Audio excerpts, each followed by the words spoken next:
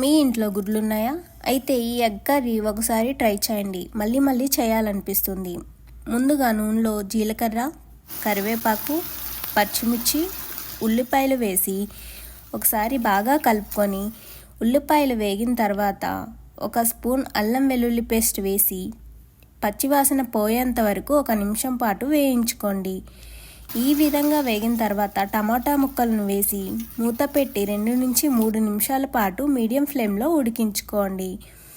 ఇప్పుడు పసుపు, కారం, ఉప్పు, ధనియాల పొడి, గరం మసాలా వేసి 2 నుంచి 3 నిమిషాల పాటు మీడియం ఫ్లేమ్లో ఉడికించుకోవాలి. ఇప్పుడు ఈ టమాటా ముక్కల నుంచి ఆయిల్ సపరేట్ అయ్యేంత వరకు ఉడకనివ్వాలి. ముందుగా ఫ్రై చేసి పెట్టుకున్న ఎగ్స్ని వేసుకొని మసాలా అంతా ఎగ్స్కి పట్టే విధంగా కలుపుకోవాలి.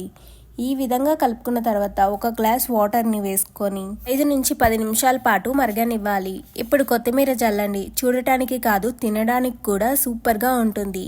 ఈ కర్రీ మీరు కూడా ట్రై చేసి ఎలా వచ్చిందో కామెంట్ సెక్షన్లో కామెంట్ చేయండి. Thank you for watching.